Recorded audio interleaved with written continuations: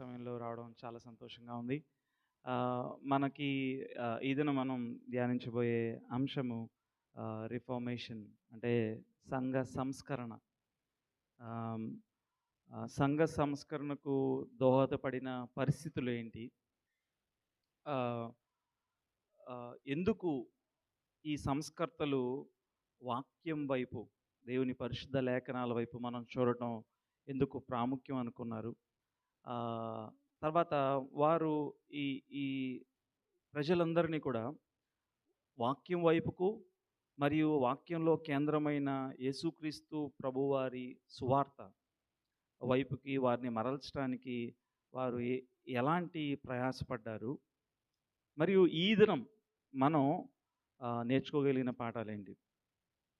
ఒకవేళ ఆహ్, మనం క్రైస్తవులుగా చలామణి అవుతూ అసల సువార్త అర్థం కాని పరిస్థితిలో ఉంటే బహుశా ఈ సాయంకాలం మనం సువార్తను అర్థం చేసుకోవడానికి మంచి సమయం. అసలు ప్రభువుని ఎరగకుండా ఆహ్, ఆహ్, వేరే వేరే మతాన్ని ఆచరిస్తూ నువ్వు ఉన్నట్లయితే ఇక్కడ రావడం చాలా సంతోషకరం. ఈ సువార్త నీ జీవితానికి మీ జీవితాలకి ఆహ్, మార్పుని తేగలదు. ఒకవేళ మా నాయనమ్మ గారు ఆహ్, రోమన్ క్యాథలిక్ విశ్వాసంలో నుంచి వచ్చారు. అయితే వాక్యం వెలుగులో సువార్త అర్థమైనప్పుడు కనువిప్పు నాకు ఎలా కలిగిందో, బహుశా రోమన్ క్యాథలిక్ బ్యాక్‌గ్రౌండ్ నుంచి వచ్చిన వారు ఎవరైనా ఉన్నట్లయితే అయితే మీరిక్కడ రావడం చాలా సంతోషం. మిమ్మల్ని ప్రేమతో ఆహ్వానిస్తున్నాం. మరియు మనం సహృద్భావంతో అర్థం చేసుకొని, మాట్లాడుకొని వాక్యం ఏం చెప్తుందో ఆ స్టాండర్డ్‌కి మనం మనల్ని మనం సబ్మిట్ చేసుకోవడం, అంటే లోపరుచుకోవడం ఎంత ప్రాముఖ్యమైందో తెలుసుకొని మనం ముందుకు వెళ్ళాలని నేను ప్రేమతో మిమ్మల్ని అందరినీ ఆహ్వానిస్తున్నాను. బ్రదర్ శామ్యూయల్ బాపూరి గారు, వారు ఈ ఈ టాపిక్‌ని తీసుకోబోతున్నారు. అయితే అయిన తర్వాత మనం ప్రశ్నోత్తరాలు సమయం పెట్టుకుందాం కొద్దిసేపు. సో, ఆ సమయంలో ఈ అంశం మీద మీకేమన్నా ప్రశ్నలున్నట్లయితే మీరు రాసుకోవచ్చు. At the end of the talk మీరు ఆ పేపర్స్‌ని రూఫస్‌కి అందించొచ్చు. లేకపోతే మీరు నేను డైరెక్ట్‌గా ప్రశ్న అడగాలని మీరు తలంచినట్లయితే అది కూడా మీ యొక్క ఆలోచనని మీరు మాతో పంచుకోవచ్చు. ఇక్కడ కొద్దిమంది ఆహ్, ఈ ఈ అంశం మీద మంచి పరిజ్ఞానం ఉన్న బ్రదర్స్ ఇక్కడికి వచ్చి వారు మీ ప్రశ్నలకు జవాబు ఇవ్వడం మాత్రమే కాదు, ఒక 15 మినిట్స్ చిన్న షార్ట్ డిస్కషన్ కూడా మనం పెట్టుకుందాం. కాబట్టి మీ అన్‌డివైడెడ్ అటెన్షన్ మీరివ్వండి. ఈ సమయాన్ని సద్వినియోగపరచుకోవాల్సిందిగా నేను ప్రేమతో మిమ్మల్ని కోరుతున్నాను. ఐ ఇన్వైట్ శామ్యూయల్ అన్న to come and take this time.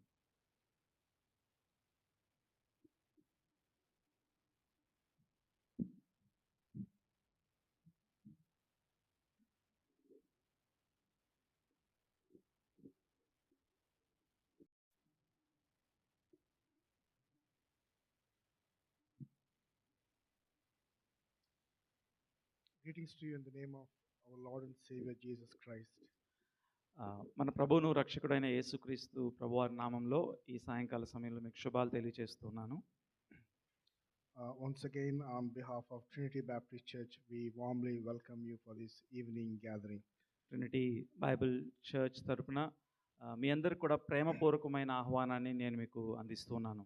Before we listen to the talk, let's pray. మనం ఈ అంశాన్ని గురించి ధ్యానించబోయే ముందు ప్రార్థన చేసుకుందాం. Father, we are utterly dependent on you.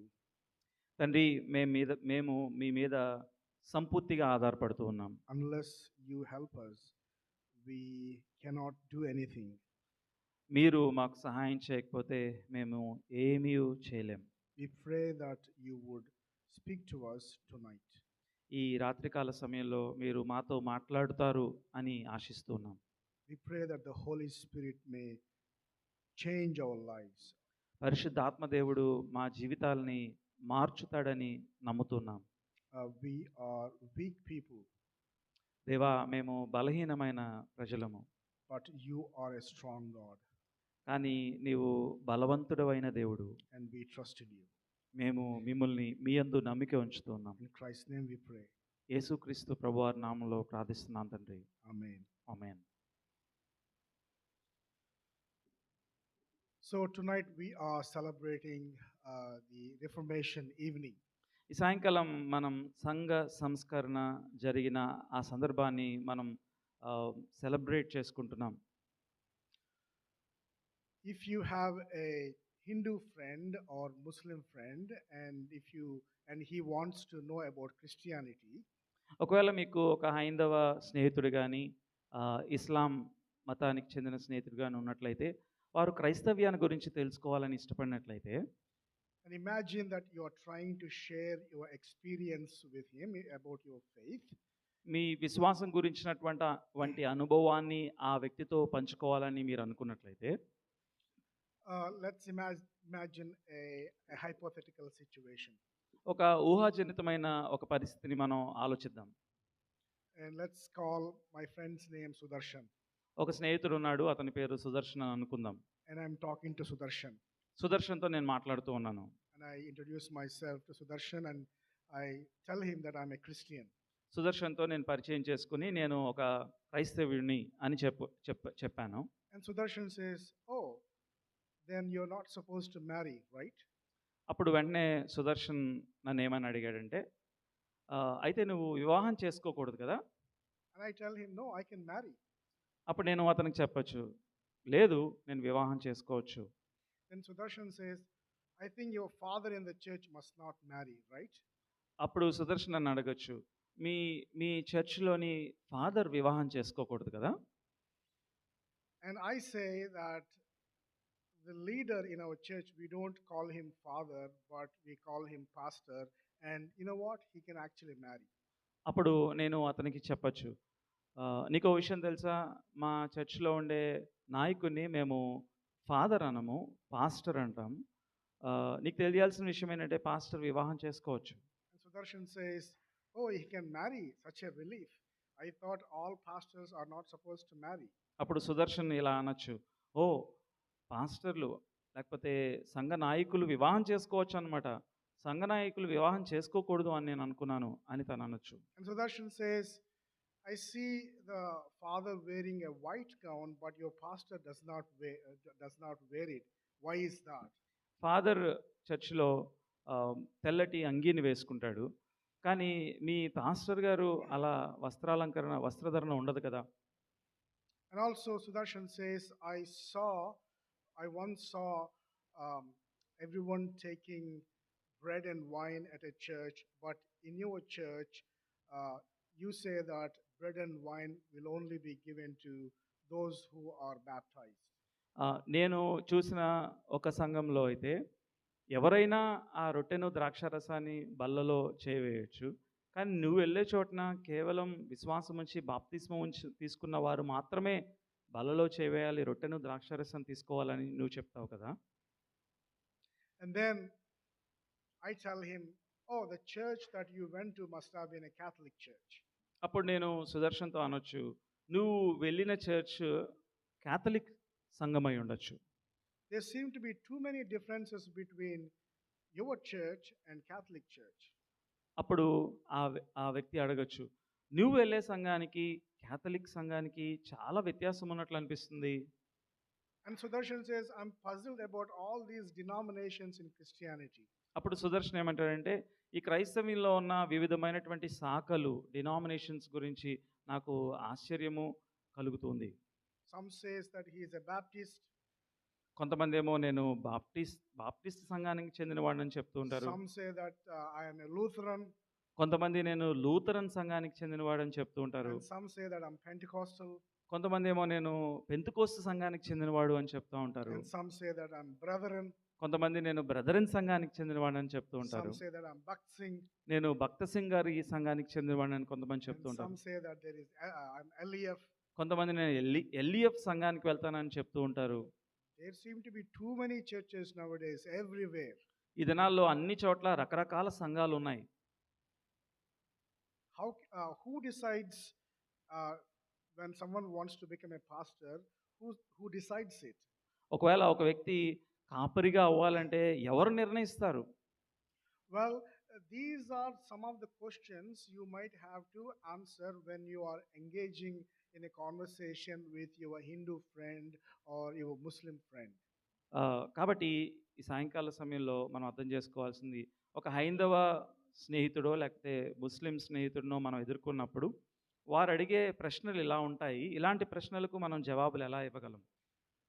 We may not be answering all these questions, ఈ ప్రశ్నలన్నిటికీ మనం జవాబు ఇవ్వకపోవచ్చు. but I want to uh, talk about how the Lord brought the church from darkness into light uh, 600 years ago. 600 సంవత్సరాల క్రితము చీకట్లో నుంచి దేవుడు సంఘాన్ని వెలుగులోనికి ఏ విధంగా నడిపించారు అనే అంశాన్ని మీ ముందు ఉంచాలని ఇష్టపడుతున్నాను. When the reformers decided to go against the mighty Catholic Church, సంస్కర్తలు రోమన్ కథోలిక సంఘానికి వ్యతిరేకంగా నిలబడాలని తలంచినప్పుడు they knew that there were going to be a number of denominations that were going to surface. అనేకమైనటువంటి శాఖలు క్రైస్తవ సంఘంలో పుట్టుకొస్తాయని వారికి ఆలోచన కలిగింది. The claim of the Catholic Church is that we are one church, the universal church, the church established by God. కథోలిక సంఘం యొక్క వారు చెప్పే ఒక ముఖ్యమైన విషయం ఏంటంటే మేము దేవుని యొక్క సార్వత్రిక సంఘము మరియు ఒక్క సంఘము, మేమే సంఘము. But you have denominations everywhere. Every street has some kind of denomination. కానీ మీకైతే చాలా వైవిధ్యమైన శాఖలు ప్రతి స్ట్రీట్కి, ప్రతి రోడ్డుకి ఒక శాఖను మనం గమనిస్తూ ఉంటాం. But reformers, in spite of knowing the fact that there will be number of denominations, they still wanted to take the risk of preaching the truth to ordinary people. అయితే సంస్కర్తలు ఈ యొక్క శాఖలుగా సంఘం విభజించబడటం అనే ఆలోచన వారికి కలిగినప్పటికీ వారు ఒక రిస్క్ తీసుకొని వాస్తవికమైన వాక్యపు వెలుగులో సత్యాన్ని బోధించడానికి వారు సిద్ధపడ్డారు. I want to tell you right at the beginning this very clearly. ఈ ఉదయకాల ఈ యొక్క అంశాన్ని ధ్యానించబోయే ముందుగానే ఒక విషయాన్ని మీకు తెలియజేయాలని నేను ఇష్టపడుతూ ఉన్నాను. My talk is not a blunt critique against Catholic Church. Roman కథోలిక సంఘాన్ని వ్యతిరేకించడం మాత్రమే నా యొక్క ఉద్దేశం కాదు, విమర్శించడం నా ముఖ్య ఉద్దేశం కాదు. All of us, I have a great respect for Catholic institutions. కథోలిక సంస్థల పట్ల నాకు చాలా అపారమైన గౌరవం ఉంది. I went to Andhra Loyola College in Vijayawada. నేను విజయవాడలో ఆంధ్ర లయోలా కాలేజ్లో చదువుకున్నాను. And so was Isaac. Isaac also went to Andhra Loyola College. Isaac కూడా ఆంధ్ర లయోలా కాలేజ్లో చదువుకున్నాడు. And the kind of contribution that the Catholic Church has done to our country is phenomenal. కథోలిక సంఘము, Roman కథోలిక సంఘము మన దేశంలో చేసిన పని చాలా ఉత్తమమైనది. They have established many colleges and hospitals, and there are so many good things they have done. అనేక కాలేజీలని, హాస్పిటళ్ళని వారు స్థాపించి ఎన్నో మంచి పనులు వారు చేశారు. But tonight we are going to look at their doctrine in light of the Word of God. అయితే ఈ రాత్రికాల సమయంలో వారి సిద్ధాంతాలని వాక్యపు వెలుగులో మనం పరిశీలన చేయడానికి ప్రయత్నం చేద్దాం. Our only goal is, what is the Bible teaching us? మన ఏకైక ఉద్దేశం ఏంటంటే బైబిల్ ఏం బోధిస్తుంది అని పరిశోధన చేయడం. May we have ears to hear and eyes to see. మనం వినగల చెవులు, చూడగల కళ్ళు కలిగి ఉండాలని నేను ప్రార్థిస్తూ ఉన్నాను. Tonight I want to share with you 3 points. 3 విషయాలు మీ ముందు ఉంచాలని ఈ రాత్రికాల సమయంలో నేను ఇష్టపడుతూ ఉన్నాను. Number 1, the plight of the church in the medieval days. మొదటిది మధ్య యుగంలో, మధ్యస్థ యుగంలో సంఘము యొక్క దుస్థితి గురించి మాట్లాడాలని ఇష్టపడుతున్నాను. And secondly, the testimony of Martin Luther, the reformer. రెండోది సంఘ సంస్కర్త అయిన మార్టిన్ లూథర్ యొక్క సాక్ష్యాన్ని, రక్షణ సాక్ష్యాన్ని మీ ముందు ఉంచాలని ఇష్టపడుతున్నాను. And thirdly, what is the heart of Christianity? మూడవది క్రైస్తవ్యము యొక్క కీలకమైన ఉద్దేశము ఏంటి? Before 4th century, Christians were persecuted by everyone. 4వ శతాబ్దానికంటే ముందు క్రైస్తవులు పరిపరి విధాలుగా హింసింపబడ్డారు. In the 4th century, the Roman Emperor Constantine declared that Christianity must be the state religion of the Roman Empire. 4వ శతాబ్దంలో ఒక రోమా చక్రవర్తి కాన్స్టంటైన్ క్రైస్తవ్యాన్ని వారి రాజ్య మతముగా ప్రకటించడం జరిగింది. So overnight things have changed. ఆ ఒక్క రాత్రిలోనే పరిస్థితులన్నీ మారిపోయాయి. Christians and Christian church, from being a persecuted group, they became a popular group in the empire. ఒక్క రాత్రిలోనే అప్పటి వరకు హింసింపబడుతున్న క్రైస్తవులు ఒక చాలా ప్రాచుర్యంలోనికి వారు రావడం మనం గమనిస్తాం. And Christians and church leaders were hiding before, but now everybody is embracing Christianity in order to please the emperor. హింసింపబడుతున్నప్పుడు దాక్కున్న క్రైస్తవ నాయకులు ఇప్పుడు అనేక మంది క్రైస్తవ్యానికి దగ్గర కావడం, హత్తుకోవడం, తద్వారా చక్రవర్తికి యొక్క మెప్పు పొందుకోవడానికి ప్రయత్నించడం అనేది సర్వసాధారణమైపోయింది. And they started building big churches all over the empire. ఆ రాజ్యం అంతట్లో కూడా ఉన్నతమైన సంఘ కట్టడాలను కట్టడం మనం గమనిస్తాం. Before, when the Roman Empire was persecuting Christians, some Christians showed some extraordinary courage. హింసింపబడుతున్న సమయంలో చాలామంది క్రైస్తవులు అత్యున్నతమైన ధైర్యాన్ని వారు ప్రదర్శించారు. They even sacrificed their lives for their faith. వారి విశ్వాసం గురించి వారి జీవితాలను సహితము త్యాగం చేశారు. But what happened after Christianity became the state religion was people began to venerate these saints. కానీ ఎప్పుడైతే క్రైస్తవ్యము ఒక రాజ్య మతముగా అయిపోయిందో, ప్రకటించబడిందో, అప్పటి నుంచి పరిశుద్ధులను లేకపోతే పునీతులను వారు గౌరవించటము, ఒక విధంగా వారిని ఆరాధించేంతగా గౌరవించటం ప్రారంభమైంది. The Roman Catholic Church began to teach that the apostles and the mother of Jesus and even other bishops had special access to God, and they could intercede to God on behalf of others. Roman కథోలిక సంఘం ఏమని బోధించడం ప్రారంభించిందంటే, ప్రభు అయిన యేసువారి తల్లి అయిన మరియకు, మరియు అపోస్తలులకు, మరియు కొంతమంది మత పెద్దలకు వారికి దేవునితో ప్రత్యేకమైన సంబంధం ఉంది. తద్వారా వారి స్వరాన్ని, వారి మాటను దేవుడు ఎక్కువగా వింటారు అనే ఆలోచనను వారు ప్రకటించడం ప్రారంభించారు. One of the teachings of Catholic Church is that when we die, people will go to a place called purgatory. ఒక ముఖ్యమైన బోధ రోమన్ కథోలిక సంఘం చేసే ఒక బోధ ఏంటంటే, ఎవరైనా చనిపోయినట్లయితే వారు పర్గేటరీ అనే ఒక మధ్యస్థ స్థలిలోనికి వెళ్తారు అనే ఒక బోధ. So when people offer prayers, when the special venerated people offer prayers on behalf of the dead people, they believe that their souls can be cleansed. ఎవరైతే చనిపోయి ఆ మధ్యస్థ స్థలమైన పర్గేటరీలో ఉన్నారో వారి గురించి వారి బంధువులు కానీ, వారి ఆప్తులు కానీ ఇక్కడ సజీవంగా ఉన్నవారు ప్రార్థించినప్పుడు వారి ఆత్మలకు ప్రక్షాళన జరుగుతుంది అని భావించేవారు. So especially in the 15th and 16th century, the Catholic Church began to sell certificate of indulgences. ముఖ్యంగా 15-16 శతాబ్దాల్లో కథోలిక సంఘము పాప పరిహార పత్రాలు ఇవ్వడం, పంచడం ప్రారంభించారు. if anyone sins, they have to go to the priest.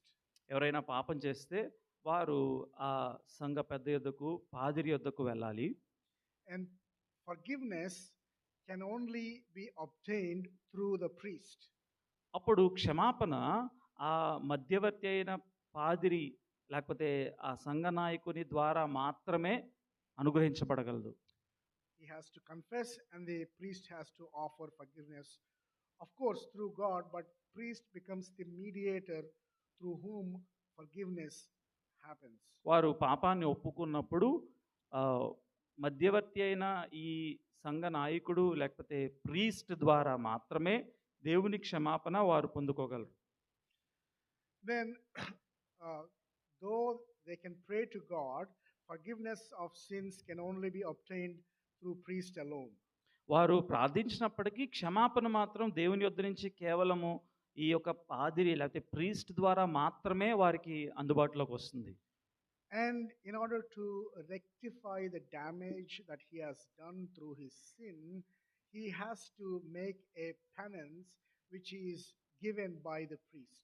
ఆ పాప పరిహారం కోసము ఆ పాదిరి లేకపోతే ప్రీస్ట్ ఇచ్చే ఆ పెనెన్స్ అంటే ఆ ఆ పశ్చాత్తాపం పూర్వకమైనటువంటి ఒక కార్యము లేకపోతే శిక్షను వారు అనుభవించినప్పుడు మాత్రమే ఆ క్షమాపణ వారు పొందుకోగలరు.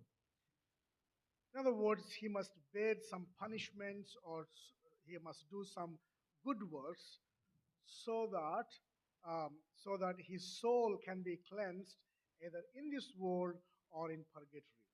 వారు చేసిన పాపము నిమిత్తమైన పాప క్షమాపణ రావాలంటే ఆ పాదిరి లేకపోతే మధ్యవర్తి అయిన వారు ఇచ్చే ఆ శిక్షను అవి మంచి కార్యాల ద్వారా కావచ్చు లేకపోతే తమ్మును తాము శిక్షించుకోవడం వలన కావచ్చు, ఆ పని చేసినప్పుడు మాత్రమే ఆ ప్రీస్ట్ వారిని ఆ పాపమునకు క్షమాపణ ప్రకటించేవారు. వారి నిమిత్తమైన కావచ్చు లేకపోతే మధ్యస్థ స్థలమైన పర్గేటరీలో ఉన్న వారి నిమిత్తమైన వారి ఆత్మల నిమిత్తమైన కావచ్చు.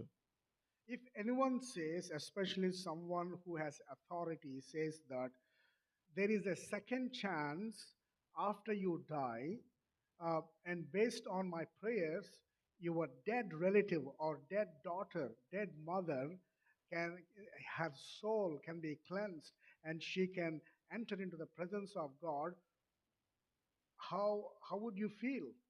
ఒకవేళ మధ్యస్థ స్థలిలో ఉన్న మీ బంధువులు లేకపోతే మీ ఆప్తులు మీ తల్లిదండ్రులు వారి ఆత్మలకు అక్కడ నుంచి రక్షణ కలుగగలదు అనే ఆలోచన మాట మీరు చేసే ఈ క్రియలను బట్టి వస్తుందని ఎవరైనా చెప్పినట్లయితే మీరు ఎలా ఫీల్ అవుతారు? And if someone says that just pay me some money and then I'll pray for you so that the soul of your relative will be cleansed and will eventually go to heaven.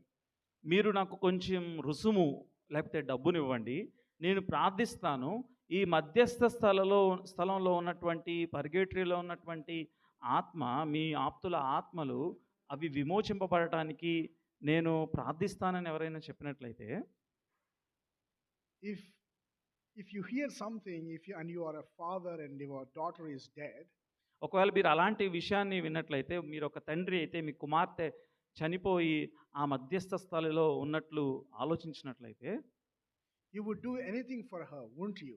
నీ యొక్క కుమార్తె కోసం నువ్వు ఎంతైనా చేస్తావు.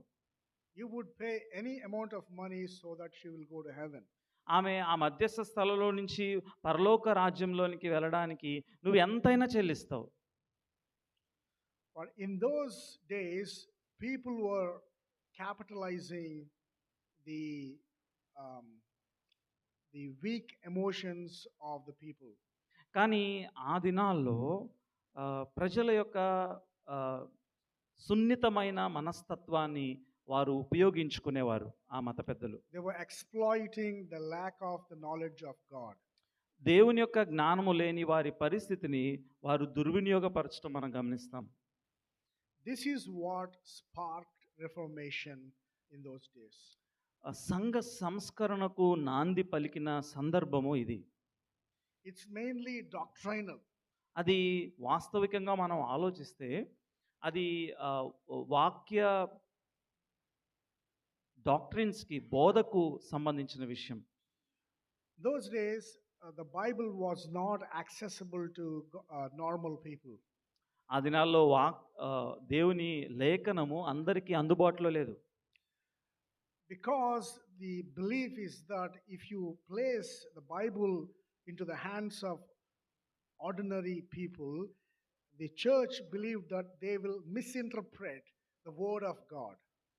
ఆ దినాల్లో ఉన్న ఒక తప్పుడు ఆలోచన ఏంటంటే, వాక్యాన్ని, దేవుని లేఖనాలను సామాన్యమైన ప్రజల చేతుల్లో పెట్టినట్లయితే, దాన్ని తప్పుడు వ్యాఖ్యానం వారు చెప్పి, దాని అర్థాన్ని మార్చివేసే అవకాశం ఉందని వారు భావించేవారు. Maybe there is an element of truth in that. దానిలో దానిలో కొంచెం వాస్తవం ఉండొచ్చు. But what happened was that belief totally isolated common men and women from knowing the word of God. కానీ ఆ పరిస్థితి సామాన్యమైన ప్రజలు వాక్యాన్ని తెలుసుకునే అవకాశాన్ని వారు కోల్పోయారు.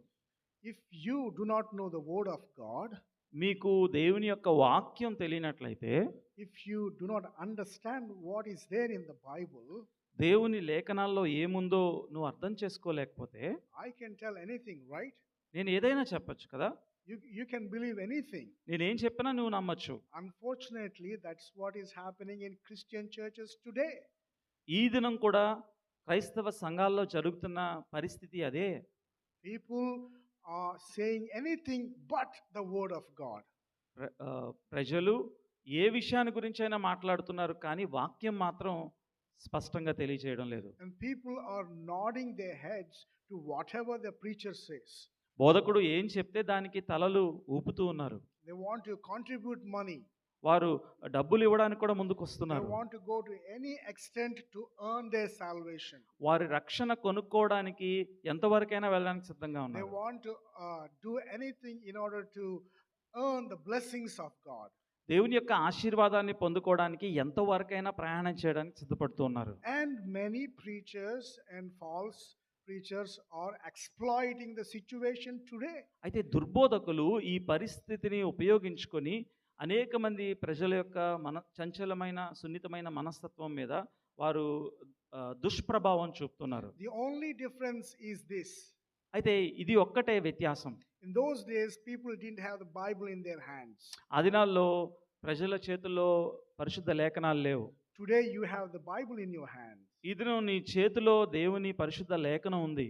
But you still do not know what's there in the Bible. కానీ ఈ దినం కూడా దీనిలో ఏముందో తెలియని పరిస్థితిలో నీవు ఉన్నావు. That is the reason why a number of people are being deceived even today. ఈ దినం కూడా అనేక మంది మోసపోతున్న కారణం ఏంటంటే లేఖనాలను విప్పి మనం చదవం. That's why Reformation is as important as it was today. ఆ దినం ఎంత ప్రాముఖ్యమైందో ఈ దినం కూడా సంఘ సంస్కరణ అంతే ప్రాముఖ్యం.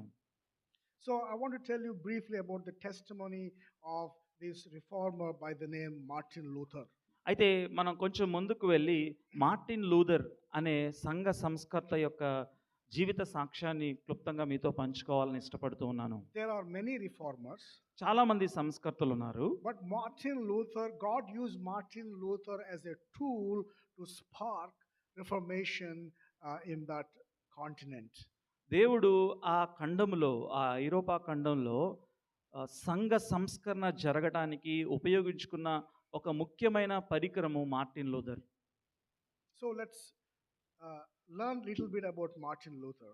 మార్టిన్ లూథర్ జీవితాన్ని క్లుప్తంగా మనం చూస్తూ వెళ్దాం. He was born in Germany in the 15th century. 15వ శతాబ్దంలో మార్టిన్ లూథర్ జన్మించాడు. His father wanted him to be a lawyer.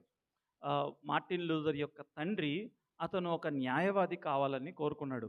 So he enrolled himself in a university. తను యూనివర్సిటీలో తాను రిజిస్టర్ చేసుకున్నాడు. One day he was traveling from his hometown to his university. తన స్వగ్రామం నుంచి యూనివర్సిటీకి ప్రయాణం చేస్తూ వెళ్తున్నాడు. And there was a big massive thunderstorm. ఒక పెద్ద మెరుపు రావడం గమనించాడు. And then he feared for his life. అప్పుడు తనకి భయం కలిగింది తన జీవితం మీద. He thought he was going to die. తను చనిపోతాడేమో అనుకున్నాడు. That's when he began to pray to Saint Anne. అప్పుడు సెయింట్ యాన్ అనే ఒక పునీతురాలికి ప్రార్థించడం ప్రారంభించాడు. The Catholic Church believed that Saint Anne was the mother of Mary. Mariya యొక్క తల్లి పునీతురాలైన యాన్ అని కథోలిక సంఘం భావిస్తుంది. It's interesting, right? Martin Luther, when he was in trouble, he was not praying to God. చాలా ఆసక్తికరమైన విషయం ఏంటంటే తను భయంకరమైన పరిస్థితిలో ఉన్నప్పుడు దేవునికి ప్రార్థించడం లేదు Martin Luther. But he was praying to Saint Anne. పునీతురాలైన ఆన్ అనే ఒక భక్తురాలికి తను ప్రార్థిస్తూ ఉన్నాడు. I want you to think about that. దీని గురించి మీరు ఆలోచించాలని నేను Whom do ఇష్టపడుతున్నాను. you pray when you are in trouble? నువ్వు ఇబ్బందిలో సమస్యలో ఉన్నప్పుడు ఎవరికి ప్రార్థిస్తావు? Anyway, Martin Luther prayed to Saint Anne and said that if you rescue me from this thunderstorm, I will not become a lawyer, but I will become a Bible student. ఈ మెరుపు నుంచి తుఫాన్ నుంచి నన్ను నీవు గనక కాపాడితే పునీతురాలైన యాన్ నేను ఆ యొక్క న్యాయవాద వృత్తి నుంచి బైబిల్ కాలేజ్కి నేను వెళ్తానని తీర్మానం I చేసుకున్నాడు. will become a priest. నేను ఒక పాదిరిని అవుతాను, ప్రీస్ట్ని అవుతానని తీర్మానం చేసుకున్నాడు. So he enrolled himself in a monastery and he became a student there. ఒక ఒక మానస్టరీలో అంటే ఎవరైతే ప్రీస్ట్గా ప్రిపేర్ అవుతారో సిద్ధపడతారో వారి కోసం ఉన్న ఆ సంస్థలో తను రిజిస్టర్ అయ్యాడు. And he became an Augustinian monk. ఒక ఆగస్టినియన్ మాంగ్ అని ఆ వ్యవస్థలో ఆ సంస్థలో తను జాయిన్ అయ్యాడు. So during that time, as he understood the doctrines of the Roman Catholic Church, ఆ సమయంలో రోమన్ క్యాథలిక్ సంఘం యొక్క బోధలను తను ఆలోచిస్తూ ధ్యానిస్తూ వెళ్తున్నప్పుడు remember the teachings of the Roman Catholic Church is that when you sin, you must confess that to the priest. మీరు ఒకవేళ పాపం చేస్తే మీ పాపాన్ని పాదిరి యొద్ద ఒప్పుకోవాలి అనేది రోమన్ క్యాథలిక్ యొక్క ముఖ్యమైన బోధ. And then the forgiveness comes to you through the priest. అప్పుడు క్షమాపణ దేవుని యొద్ద నుంచి నీకు పాదిరి ద్వారా నీ యొద్దకు చేరుతుంది. Not from God directly, but through the priest. దేవుని యొద్ద నుంచి ప్రత్యక్షంగా నీ యొద్దకు రాదు కానీ ఈ ప్రీస్ట్ ద్వారా నీ యొద్దకు చేరుకుంటుంది. And not only that, you have to make a penance in order to erase the consequences of your sin. అంత మాత్రమే కాదు, నీవు చేసిన ఈ పాపమునకు పరిహారం పొందుకోవాలంటే ఒక శిక్ష ఆ పెనెన్స్ ద్వారా మాత్రమే నీకు ఆ క్షమాపణ దొరుకుతుంది. So this was the struggle of Martin Luther. ఇది మార్టిన్ లూథర్ వెళ్తున్న ఒక సమస్య. Martin Luther's struggle was when he sinned in his thought. Martin Luther తన ఆలోచనలో పాపం చేసినప్పుడు He wanted to confess it to the Lord, ఆ పాపాన్ని దేవునితో ఒప్పుకోవాలనుకుంటున్నాడు.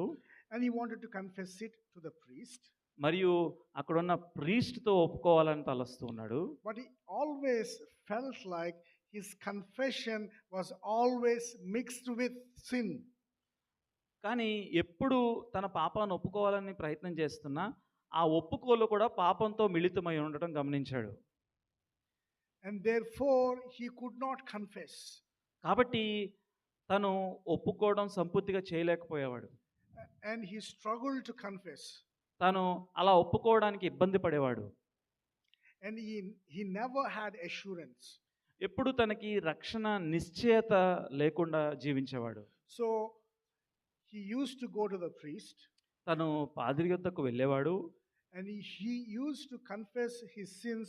At one time, he confessed his sins for 6 hours.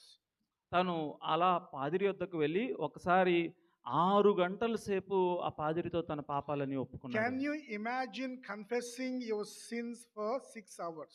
మీరు ఒకసారి ఆలోచించుకోండి, ఎవరైనా 6 గంటల సేపు మీ పాపాలని ఒప్పుకోవడం గురించి ఊహించుకోగలరా? It's like, Father, I thought about that. Please ask forgiveness for me before Christ. Father గారు, నేను ఈ పలానాది ఆలోచించాను కాబట్టి ఆ విషయంలో దేవునికి యొద్ద నుంచి నా కొరకు క్షమాపణ వేడుకోండి. Father, I thought something about that the other day. Please ask forgiveness on behalf of me to the Lord Jesus. నేను మరో దినాన ఆ పలానా విషయం గురించి ఆలోచించాను ఫాదర్ గారు, కొంచెం దేవుని యొద్ద నుంచి క్షమాపణ వేడుకుంటారా నా నిమిత్తమై. So one day that priest was so vexed and told Martin Luther that don't come and see me unless you committed an actual sin. ఒకసారి ఆ పాదిరి గారు ఎంత కోపము మరియు ఆయనకి విసుగు కలిగిందంటే, మార్టిన్ లూథర్ ఇంకా నువ్వు నీ పాపాలతో నా యొద్దకు రావద్దు అని చెప్పేంతగా విసుగు పొందాడు. But as he was studying the word of God, కానీ ఎప్పుడైతే దేవుని లేఖనాలని చదువుతూ వెళ్ళాడో, he was reading the book of Romans chapter 1 verse 17. రోమీయులకు రాసిన పత్రిక 1వ అధ్యాయం 17వ వచనాన్ని చదవటం, ధ్యానించడం ప్రారంభించాడు. I want Isaac to read Romans chapter 1 verse 17. రోమీయులకు రాసిన పత్రిక 1వ అధ్యాయము 17వ వచనం. ఎందుకనినా నీతిమంతుడు విశ్వాస మూలముగా జీవించునని రాయబడిన ప్రకారము విశ్వాస మూలముగా అంతకంతకు విశ్వాసము కలుగునట్లు దేవుని నీతి దాని యందు బయలుపరచబడుచున్నది. So Martin Luther, when he first looked at this verse, he was scared. Martin Luther మొదటిసారి ఈ వచనాన్ని చూసినప్పుడు భయకంపితుడయ్యాడు. He saw those words, the righteousness of God, and he thought that I can never ever attain that kind of righteousness. నీతిమంతునిగా తీర్చబడటం అనే విషయాన్ని ఆలోచించినప్పుడు నేను అలా నీతిని ఎప్పుడూ పొందుకోలేను అని తను భావించాడు. And he was angry with God. మరియు దేవుని పట్ల తను కోపోద్రేకుడయ్యాడు.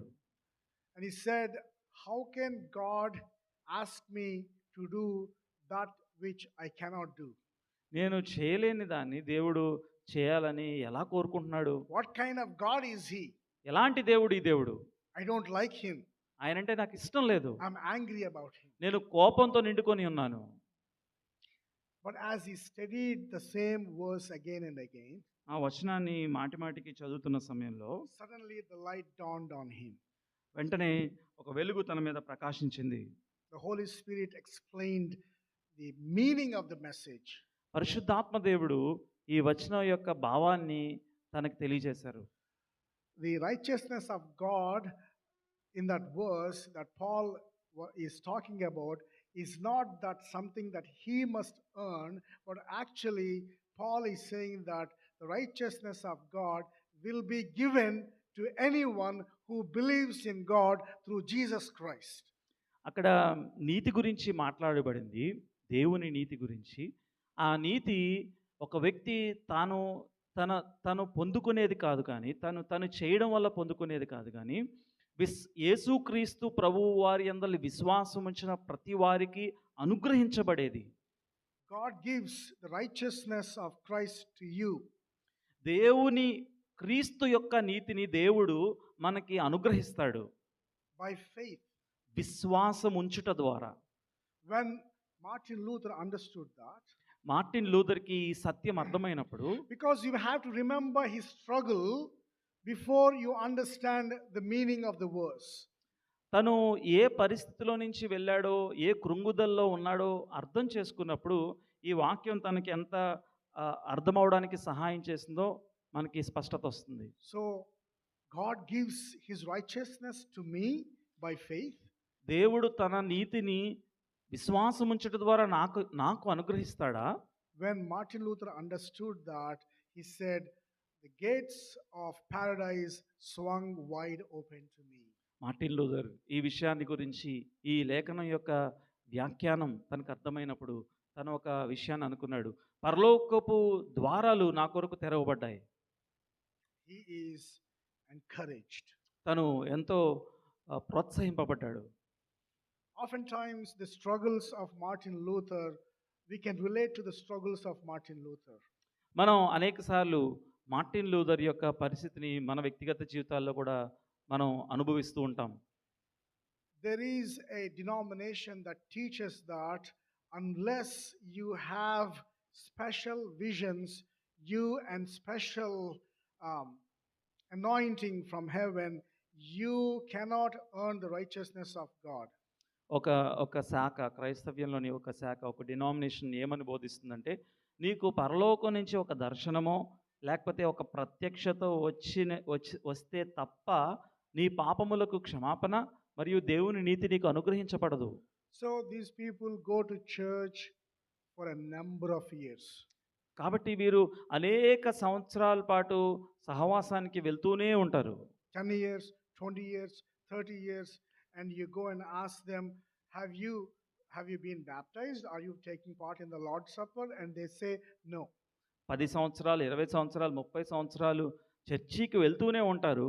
కానీ వారిని ఒకవేళ మనం అడిగినట్లయితే నువ్వు బాప్తిస్మం పొందావా, నువ్వు ప్రభు బల్లో చేయవేస్తున్నావంటే లేదు అనే వారు సమాధానం ఇస్తారు. And they say that I have not become perfect, and therefore I am not supposed to be baptized, and therefore I am not supposed to take part in the Lord's Supper. వారు చెప్పే విషయం ఏంటంటే నేను ఇంకా perfect అవ్వలేదు, పరిపూర్ణుడు అవ్వలేదు, కాబట్టి నేను ఇంకా బాప్తిస్మం తీసుకోను, ప్రభు బల్లో చేయి కూడా వేయడం లేదు. And I haven't had all these visions. I'm still a sinner, and therefore I'm struggling with all my sins, and therefore my pastor says I am not worthy to be baptized, and that's my life. నాకు ఇంకా ఏ ప్రత్యేకమైన దర్శనము ప్రత్యక్షత కలుగలేదు, కాబట్టి నా పాపంతో ఇంకా నేను పెనుగులాడుతూ ఉన్నాను. మా పాస్టర్ గారేమో నువ్వు ఇంకా పాపంలోనే ఉన్నావు కాబట్టి నువ్వు ఇంకా రక్షింపబడలేదు, నీ బాప్తిస్మం కాబట్టి నేను బాప్తిస్మం పొందలేదు, ప్రభు బల్లో చేయడం లేదని వారు చెప్తూ ఉంటారు. They constantly, if you ask them what do you pray about, వారిని మీరు దేని గురించి ప్రార్థిస్తున్నారు అని అడిగినప్పుడు I think they pray only about one thing. వారు ఒక్క విషయం గురించే ప్రార్థన చేస్తూ ఉంటారు. They only constantly pray, God, please forgive me. Please forgive me. Please forgive me. Please forgive me. దేవా నన్ను క్షమించు, దేవా నన్ను క్షమించు, దేవా నన్ను క్షమించు అని మాత్రమే ప్రార్థన చేస్తూ ఉంటారు. The problem is they don't believe even after God telling them that I have forgiven you. సమస్య ఏంటంటే దేవుడు నేను నీ పాపాన్ని క్షమించాను అని చెప్పినా సరే వారు ఆ విషయాన్ని గ్రహించలేరు. Because their pastor teaches that that's not enough, you must have something else. ఎందుకంటే వారి పాస్టర్ ఏమని బోధిస్తూ ఉంటాడంటే అది సరిపోదు, నీకు ఒక ప్రత్యేకమైన దర్శనము మాట పైనుంచి రావాలి. They have no understanding of how God gives the righteousness of Jesus Christ freely for everyone who believes in him. యేసుక్రీస్తు ప్రభువును తన ప్రియ కుమారుని యందు విశ్వాసం ఉంచిన వారందరికీ దేవుడు తన నీతిని ఉచితముగా అనుగ్రహిస్తాడు అనే విషయం వారికి అవకోశనం అవ్వదు. Let me tell you one story quickly and then we go to the third point. ఒక చిన్న కథను మీకు చెప్పి మూడో విషయంలోనికి మనం వెళ్ళిపోదాం. There was one lady, and in her unbelieving years she had an abortion. ఒక స్త్రీ తను ప్రభువుని నమ్మక ముందు తనకు అబార్షన్ అయింది. And then she came to know the Lord. ఆ తర్వాత ప్రభు యొద్దకు తను వచ్చి ప్రభువుని తెలుసుకుంది. But after she became a believer, she struggled with the sin of having her baby aborted. తను విశ్వసించిన తర్వాత గతంలో తనకి అయిన ఆ అబార్షన్ గురించి తను ఎంతో మానసికంగా పశ్చాత్తాపాన్ని అనుభవించేది. So every day she used to ask God forgiveness. కాబట్టి రక్షింపబడిన తర్వాత ప్రతిదినం కూడా దేవుని క్షమాపణ అడుగుతూ వచ్చేది. And she says, God, forgive me. Please forgive me. Please forgive me. తను అంటూ ఉండేది, దేవా నన్ను క్షమించు, దేవా నన్ను క్షమించు అని ప్రతిదినం ప్రార్థన చేస్తూ ఉండేది. One day she went to a Bible believing preacher, a man of God. ఒక దినం వాక్యాన్ని బోధించే మంచి సేవకుని, దేవుని సేవకుని యొద్దకు తను వెళ్ళింది. And she explained her situation. తన పరిస్థితిని తనకు వివరించింది. And he said, after hearing her story, he told her that you need to ask God forgiveness one more time. అప్పుడు ఆ సేవకుడు ఏమన్నారంటే, నువ్వు ఇంకొకసారి ఆ కథ విన్న తర్వాత ఇంకొకసారి క్షమాపణ అడగాలి అని ఆయన చెప్పారు. And this lady was disappointed. అప్పుడు ఆమె చాలా నిరుత్సాహపడింది. She thought because she told this pastor that I've already tired of myself asking God forgiveness for too many times. ఆ స్త్రీ అనేక మార్లు క్షమాపణ అడిగి నేను ఇప్పటికే అలిసిపోయాను అని చెప్పింది. I thought you would say something else. నీవు ఏదన్నా క్రొత్త విషయాన్ని నాకు చెప్తావు అని నేను అనుకున్నాను. But you're telling me again to ask God for forgiveness. కానీ మీరు మరొకసారి క్షమాపణ అడగమని చెప్తున్నారు. And the preacher tells her, అప్పుడు ఆ బోధకుడు ఇలా చెప్పాడు. I want to ask God for forgiveness because you did not believe in the grace of God even after God telling you, I have forgiven you. So please ask God to forgive for not believing in the grace of God. నువ్వు ఎందుకు క్షమాపణ అడగాలంటే దేవుడు ఇప్పటికే నీ పాపాన్ని క్షమించారు అని నమ్మకపోవడాన్ని బట్టి దేవునికి ఆయన కృపను నీవు అర్థం చేసుకోలేదని క్షమాపణ అడుగు. Once, because God has already forgiven your sin. దేవుడు నీ పాపాన్ని క్షమించిన తర్వాత కూడా It's already dealt with. దాని గురించి ఆయన సంపూర్తిగా ఆయన డీల్ చేశారు. We don't have to ask God forgiveness every time we feel like guilty. We feel like we are guilty before God.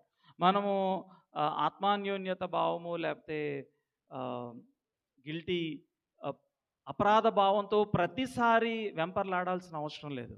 Because your sins have been dealt with because of your faith in Jesus Christ. నీవు యేసుక్రీస్తునందలి విశ్వాసం ఉంచుట ద్వారా నీ పాపము క్షమించబడింది. And God has given the righteousness of Jesus Christ, and you are totally covered in the righteousness of Jesus Christ. యేసుక్రీస్తు వారి ద్వారా దేవుని నీతిని నీకు అనుగ్రహించాడు. What a relief when you truly understand that you don't have to feel guilty anymore.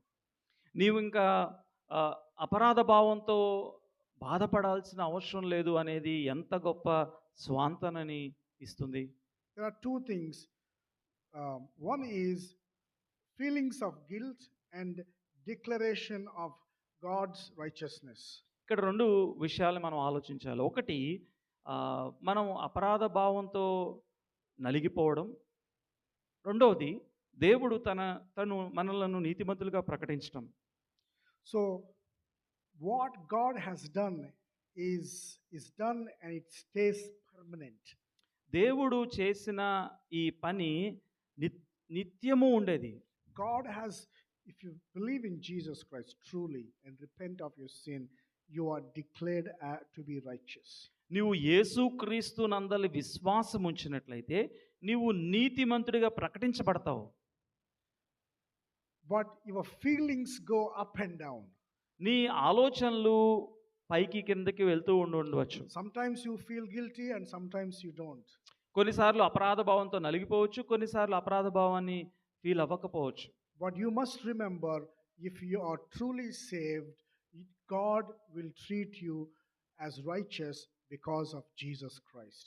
ఒకవేళ నువ్వు నిజముగా రక్షించబడినట్లయితే యేసుక్రీస్తుని బట్టి నిన్ను నీతిమంతునిగా ఆయన చూస్తాడు, పరిగణిస్తాడు. It doesn't mean that you can go on sinning.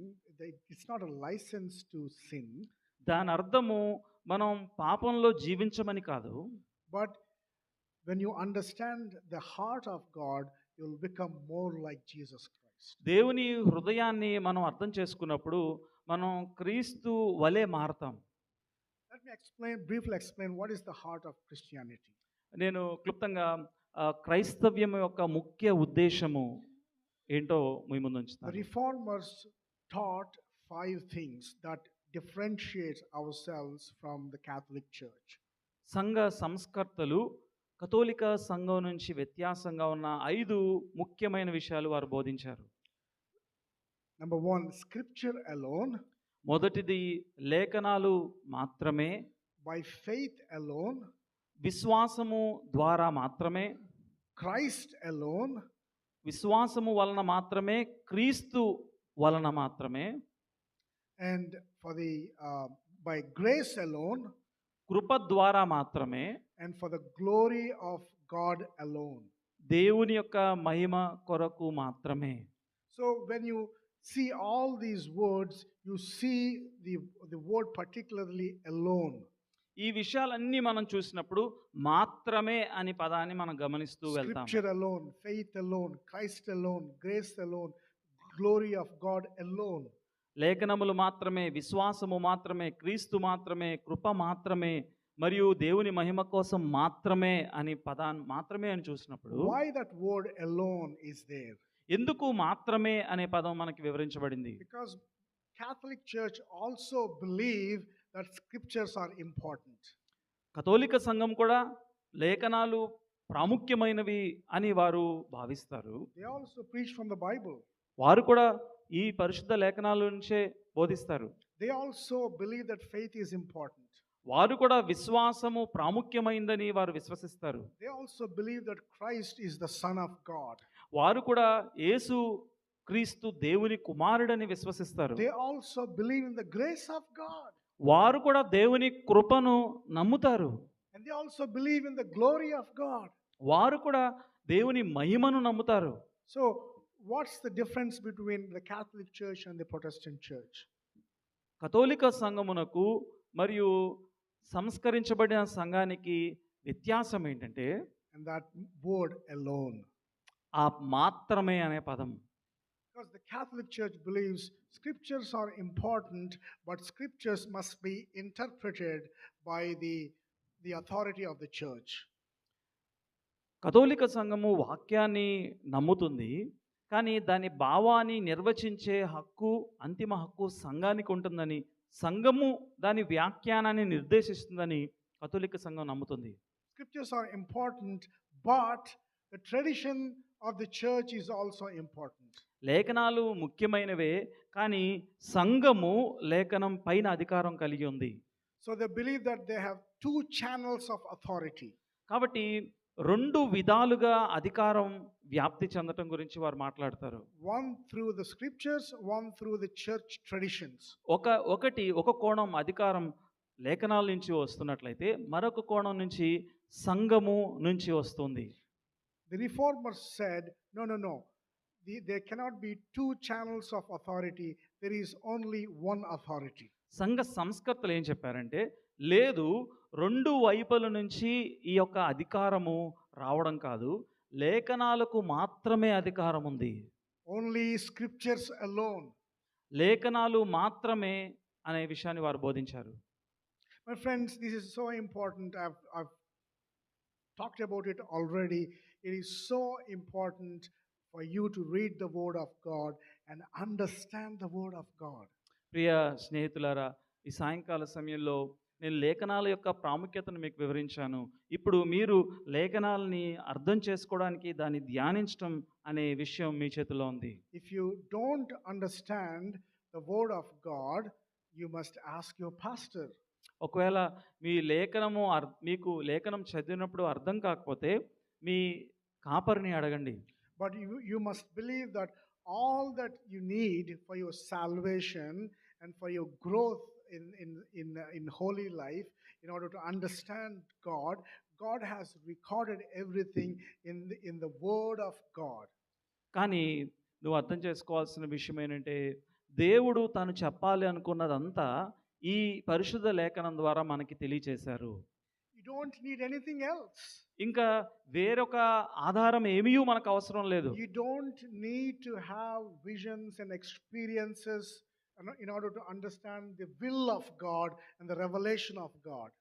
దేవుని యొక్క చిత్తము గురించి, దేవుని యొక్క ప్రత్యక్షత గురించి మరేదో దర్శనమో మరేదో అనుభవమో మీద ఆధారపడాల్సిన, దాని గురించి ఎదురు చూడవలసిన అవసరం లేదు. I'm not dismissing all those experiences, but what I'm saying is all those experiences must be examined in light of the word of God. మన వ్యక్తిగత అనుభవాల అన్నిటినీ నేను తీసి పారేయడం లేదు, కానీ ఆ అనుభవాలన్నీ కూడా ఈ వాక్య ప్రామాణికానికి లోబడి ఉండాలి. Because how do you know what is the real one and what is counterfeit? ఎందుకనంటే ఏది వాస్తవమో, ఏది అవాస్తవమో మనకి ఎలా తెలుస్తుంది? If you are an employee of a bank, ఒకవేళ నువ్వు బ్యాంక్‌లో ఎంప్లాయ్ అయితే they'll train you to detect what is a genuine note and what is a counterfeit note. ఏది నిజమైన నోటో, ఏది నకిలీ నోటో తెలుసుకోవడానికి వారు నిన్ను ట్రైన్ చేస్తారు. But if you cannot detect, the bank will be in loss. ఒకవేళ నీవు ఏది నిజమైన నోటో, ఏది నకిలీ నోటో నువ్వు గుర్తించలేకపోతే బ్యాంక్‌కి లాస్ వస్తుంది. If you cannot understand which is the true gospel and which is counterfeit gospel, you will be at loss. ఒకవేళ ఏది నిజమైన సువార్తో, ఏది నకిలీ సువార్తో వ్యత్యాసాన్ని నువ్వు గమనించలేకపోతే నీవు నష్టపోతావు. That's why reformers said scriptures alone. అందుకే సంఘ సంస్కర్తలు లేఖనములు మాత్రమే అని వారు బోధించారు. Oh, don't be deceived by the lights and all the gimmickry of the but listen to the word of God and read the word of God. మీరు ఈ ప్రపంచంలో మీరు వినే రకరకాలైన జిమ్మిక్కుల గురించి ఆలోచించవలసిన అవసరం లేదు కానీ లేఖనాలను మాత్రం పరిశీలనగా చదవవలసిన అవసరం ఉంది. And secondly, it's faith. Salvation is by faith alone. రక్షణ విశ్వాసం వలన మాత్రమే. Because the Roman Catholic Church they believe that justification is a lifelong process. కథోలిక సంఘం ఏం నమ్ముతుందంటే నీవు నీతిమంతుడిగా తీర్చబడేది అది జీవితకాల ప్రయాణం. They believe that when you are baptized as an infant, నీవు ఒక శిశువుగా బాప్తిస్మం పొందినప్పుడు through that sacrament, God infuses His grace into your soul. ఆ బాప్తిస్మం ద్వారా దేవుడు తన ఆత్మను నీలోనికి పంపుతాడు. Grace. ఆయన కృపను నీలోనికి పంపుతాడు. Because you have His grace inside your soul, they believe that you will be able to maintain justification. నీవు ఆయన కృప నీలో ఉన్న కారణాన నీవు దానిలో కొనసాగుతావని వారు నమ్ముతారు. And in order to maintain justification, you need to constantly confess your sin. మరియు నీవు పొందుకున్న ఆ నీతిమంతుడిగా తీర్చబడుతూ ఉన్న ఆ క్రమముగా నీవు పాపాన్ని ఒప్పుకుంటూ ఉండాలి. And then you have to constantly make penance in order to continuously maintain your justification. నీవు నీతిమంతుడిగా తీర్చబడే ప్రక్రియలో కొనసాగేందుకు నీవు క్రమముగా నీ పాపము తాలూకా శిక్షను పొందుతూ వెళ్ళాలి. So they also believe in committing a mortal sin. If you do that, they also say that you might lose justification. ఫలానా పాపం నువ్వు చేసినట్లయితే నీవు నీతిమంతుడిగా ఇంకా ప్రకటించబడిన దాన్ని నువ్వు ఇంకా తీర్చబడే అవకాశం లేదు. మరణకరమైన పాపం నువ్వు చేసినట్లయితే ఇంకా నీవు నీతిమంతుడిగా తీర్చబడే అవకాశం లేదని రోమన్ కథోలిక సంఘం బోధిస్తుంది. So in order for your sins to be cleansed, they believe that the intercessions of the saints and the intercessions of the priests and intercession of Mary can cleanse the soul in the purgatory. కాబట్టి ఆ పాపమునకు ప్రతిఫలముగా నీకు దాని నుంచి విముక్తి కలగాలంటే పునీతురాలైన మరియా మరియు పునీతులైన అపోస్తలు వారు మధ్యస్థు చేసే ప్రార్థనల ద్వారా మనకి పాప క్షమాపణ కలుగుతుంది ఆ పర్గేటరీ అనే మధ్యస్థ స్థలంలో ఉన్న వారికి అని వారు నమ్ముతారు. So what is the problem with this understanding? ఈ యొక్క ఆలోచనతో ఈ ఆలోచన విధానంతో సమస్య ఏంటి? You will never know whether you are a God's child or not. నీవు దేవుని కుమారుడువా కుమార్తెవా అన్న విషయము ఇంకెప్పుడు నువ్వు అర్థం చేసుకోలేవు. You will never know whether you will ever see the face of God when you die or not. నువ్వు చనిపోయిన తర్వాత నీ దేవుని కలుసుకుంటావు అనే నిశ్చయత అసలే ఉండదు. You will never know how much you have to pay in order to please God. నీవు ఎంత చెల్లిస్తే దేవుడు ఆయన్ని సంతోషపెట్టగలవు అనే ఆ సందిగ్ధతలోనే నువ్వు బ్రతుకుతావు. Your heart will be filled with confusion. నీ హృదయము గందరగోళంతో నింపబడుతుంది, and sadness బాధతో నింపబడుతుంది, and lack of assurance. నిశ్చయత అనేది లేకుండా నువ్వు జీవిస్తావు. I'm talking about people who think seriously about their souls. వారి ఆత్మల గురించి లోతుగా ఆలోచించే వారి గురించి మాట్లాడుతున్నాను. I'm not talking about people who go to church and to have fun. ఊరికనే సరదాగా దేవుని సంఘానికి వెళ్ళే వారి గురించి నేను Whether it మాట్లాడతాను. is a Catholic church or any church, అది కథోలిక సంఘమైనా ఏ సంఘానికైనా they just go and come. వారు ఊరినే వెళ్తారు, వస్తారు. I'm only talking about people who think seriously about their soul. వారి ఆత్మల గురించి లోతుగా ఆలోచించే వారి గురించి మాత్రమే నేను My మాట్లాడుతున్నాను. message is for them. నా యొక్క సందేశము వారి కోసం. You will be confused. నీవు గందరగోళంతో నింపబడతావు. But this is what the Bible says. You will be treated as righteous because of your faith in Jesus Christ and what he has accomplished.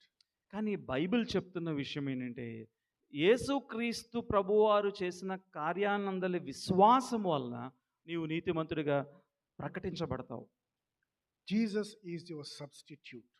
యేసుక్రీస్తు ప్రభువారు నీకు ఆయన బదులుగా తను మరణించారు. If you truly understand that, నీవు నిజంగా అది అర్థం చేసుకున్నట్లయితే you can go home and go to bed peacefully.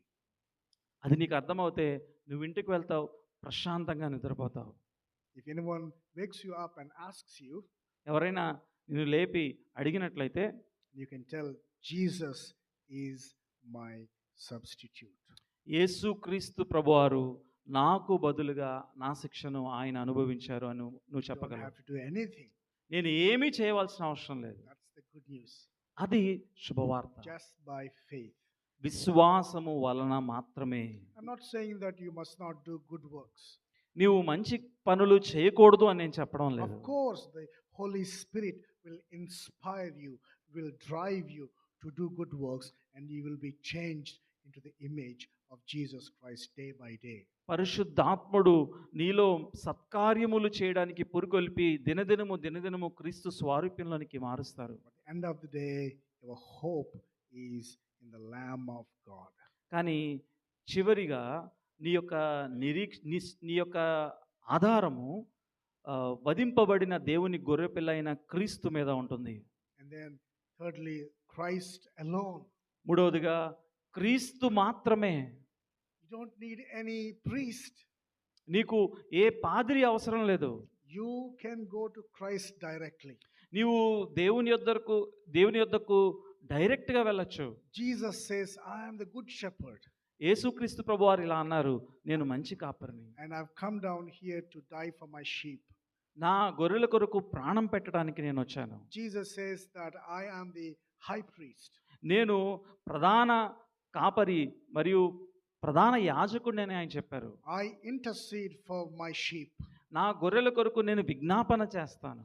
And according to the book of Hebrews chapter 4, the author says that Jesus Christ is a sympathetic priest. హెబ్రీయులకు రాసిన పత్రిక 4వ అధ్యాయంలో యేసుక్రీస్తు ప్రభువారి గురించి చెప్పబడింది ఏంటంటే ఆయన మనతో సహానుభవం కలిగిన ప్రధాన యాజకుడు. All the legal demands of the Old Testament have been done away with because of Jesus Christ. యేసుక్రీస్తు ప్రభువారి వలన పాత నిబంధనలో ఉన్న ధర్మశాస్త్ర నియమాలన్నీ కూడా అవి కొట్టివేయబడ్డాయి. All the 10 commandments, all the law, all the Torah is fulfilled in Jesus Christ. 10 ఆజ్ఞలు ధర్మశాస్త్రం అంతయు యేసుక్రీస్తు ప్రభువారి నందలి పరిపూర్తిగా సంపూర్తిగా అవి నెరవేర్చబడ్డాయి. He is the high priest. ఆయన ప్రధాన యాజకుడు. He is the prophet. ఆయన ప్రవక్త. He is the king. ఆయన రాజై ఉన్నాడు. He is the Lamb of God. ఆయన దేవుని యొక్క గొర్రెపిల్ల. He is the Son of God. ఆయన దేవుని కుమారుడు. He is the King of kings. ఆయన రాజులకు రాజు. And Jesus says, if you want to come to me, you can come to me. యేసుక్రీస్తు ప్రభువారు ఆయన అంటున్న మాట ఏంటంటే నువ్వు నా యొద్దకు వచ్చిన ఎడల రావచ్చు. All those who are heavy laden, you can come to me, I will give you rest.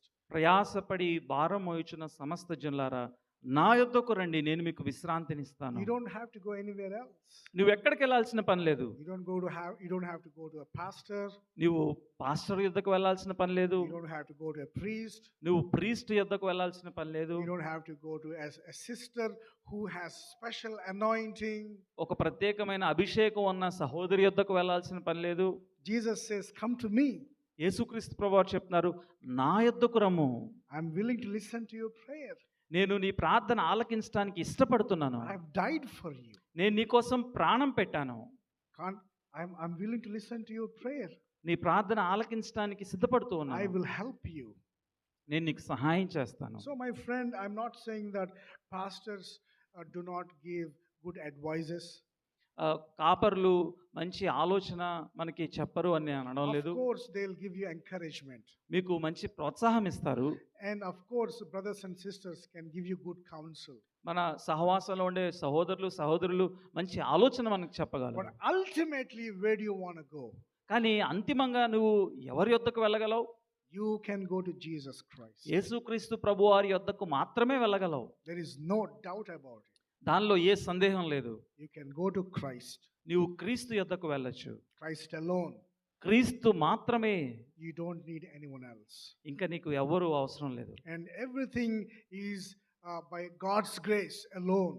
మరియు ఏ దేవుని కృప వలన మాత్రమే ద్వారా మాత్రమే. And everything is for the glory of God alone. మరియు అంతయు దేవుని మహిమ కోసం మాత్రమే. So, my friend, this is the story of Reformation in a nutshell.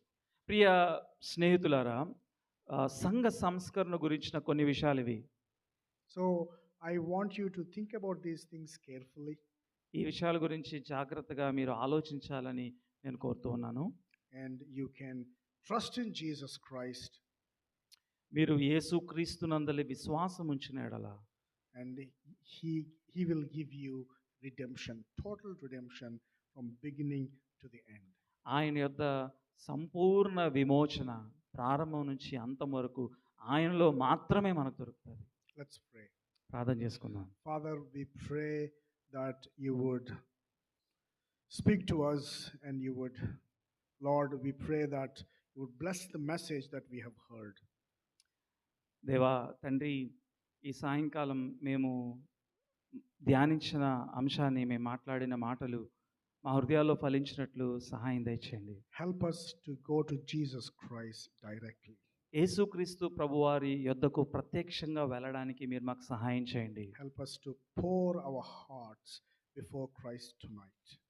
మేము క్రీస్తు ఎదుట మా హృదయాన్ని ధారపోయడానికి సహాయం చేసి నేర్పించండి. Because he is our sympathetic high priest.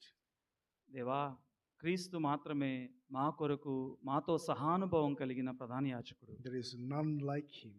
ఆయన వంటి వారు ఎవరునూ లేరు. And he loves us so much. ఆయన మమ్మల్ని ఎంతగానో ప్రేమిస్తున్నారు. Father, open our eyes so that we may see the glory of Christ. తండ్రి, యేసుక్రీస్తు ప్రభువారి మహిమను మేము చూడటానికి మా కళ్ళు తెరవండి. In Christ's name we pray. క్రీస్తు నామంలో ప్రార్థిస్తున్నాను తండ్రి. Amen. ఆమేన్.